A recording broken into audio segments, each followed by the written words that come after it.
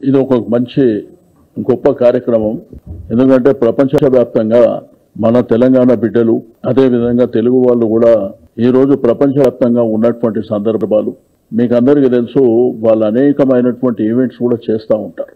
అయితే ఈ రోజు 2014 తెలంగాణ ఫార్మేషన్ అయిన తర్వాత తొలి ముఖ్యమంత్రి గారు కేసీఆర్ గారు మరి 10 సంవత్సరాల పరిపాలన చాలా అద్భుతంగా ఎవరు ఊహించని విధంగా ఈ రోజు రాష్ట్రంలో జరిగినటువంటి ఇరిగేషన్ కావచ్చు, అదే విధంగా ప్రధానంగా రైతాంగం కావచ్చు, అన్ఎంప్లాయ్మెంట్ కావచ్చు, దీంతో పాటు మీకు విశ్వనగరం అయినటువంటి హైదరాబాద్ సిటీలో మీకు జరిగినటువంటి 10 సంవత్సరాల పరిపాలనలో చాలా అద్భుతాలు జరిగినాయి. మీకు రోడ్ కనెక్టివిటీ కానివ్వండి, మెట్రో కానివ్వండి, దీంతో పాటు అనేకమైనటువంటి పార్కులు, మీకు ఐటీ కూడా ఇన్ఫర్మేషన్ టెక్నాలజీ బ్రహ్మాండంగా అద్భుతంగా విస్తరించినటువంటి పరిస్థితులను కూడా మనం చూసినాం.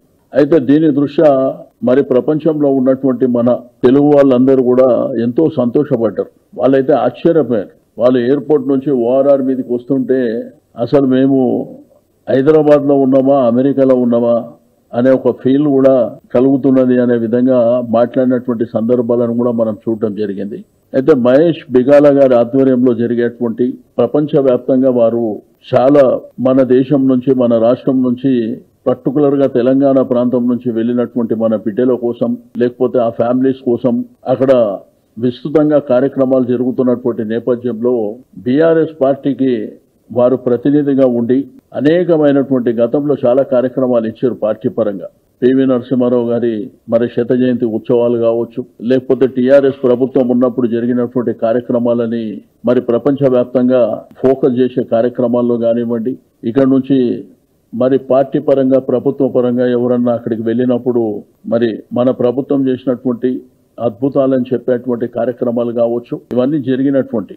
అయితే మనకు తెలుసు ఎల్కతుర్తిలో జరిగినటువంటి బహిరంగ సభ నాకు తెలిసి ఒక 30-40 సంవత్సరాల్లో అంత పెద్ద మీటింగ్ జరిగినటువంటి దాఖలాలు లేవు.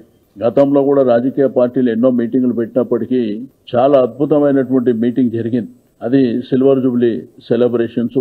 అంటే పార్టీ ఆవిర్భావం 2001లో మరి తెలంగాణ కోసం పుట్టినటువంటి పార్టీ 25 వసంతాలు పూర్తి చేసుకొని చాలా అద్భుతంగా జరిగినటువంటి సందర్భంలో మేము కూడా ఒక ఎన్ఆర్ఐగా ప్రపంచవ్యాప్తంగా కూడా ఈ కార్యక్రమాలు చేస్తామని చెప్పి మరి మహేష్ బిగాల గారు కేసీఆర్ గారిని అడగడం, వారు ఒప్పుకొని చేయండి బ్రహ్మాండంగా మంచిగా ఉంటుంది అనేటువంటి సందేశం వారు ఇచ్చినప్పుడు వీరు వెంటనే డల్లాస్లో ఉన్నటువంటి మన తెలంగాణ బిడ్డలు అదేవిధంగా తెలుగు బిడ్డలు కావచ్చు మరి అక్కడ మహేష్ తన్నీరు గారితోని మాట్లాడిన తర్వాత డల్లాస్లో జరిగితే బాగుంటుంది.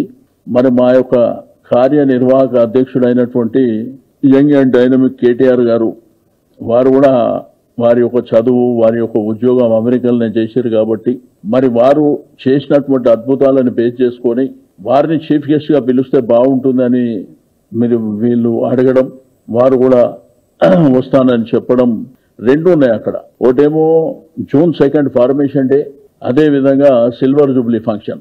ఈ రెండు కూడా మరి బ్రహ్మాండంగా ఆర్గనైజ్ చేస్తున్నటువంటిది ఇప్పుడే మహేష్ గారు చెప్పడం జరిగింది.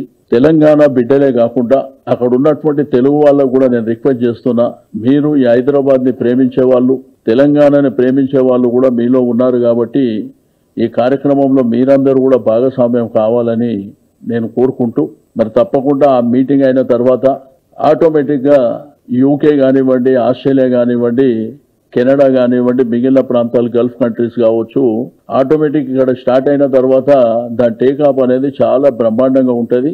వారు ఇప్పుడే చెప్పినట్టు ఏడాది పొడవునా మరి ప్రపంచ వ్యాప్తంగా కూడా ఇక్కడ ఒక రీజనల్ పార్టీగా, ఒక ఉద్యమ పార్టీగా, ఒక రాష్ట్రం కోసం ఏర్పడ్డ పార్టీగా, రాష్ట్రాన్ని ఒక ఉద్యమకారుడే రాష్ట్రాన్ని సాధించి ఆ సాధించిన రాష్ట్రానికి వారే ముఖ్యమంత్రిగా ఉండి ఒక అద్భుతమైనటువంటి పరిపాలన అందించినటువంటి ఈ తెలంగాణ యొక్క ఫార్మేషన్ డే పార్టీ రజతోత్సవ సభలు కూడా మరి డల్లాస్ లో బ్రహ్మాండంగా జరుగుతాయని చెప్పి ఆశిస్తూ తప్పకుండా అక్కడ ఉన్న వాళ్ళు కూడా అందరూ కూడా డెఫినెట్ గా ఈ కార్యక్రమంలో భాగస్వామ్యం కావాలని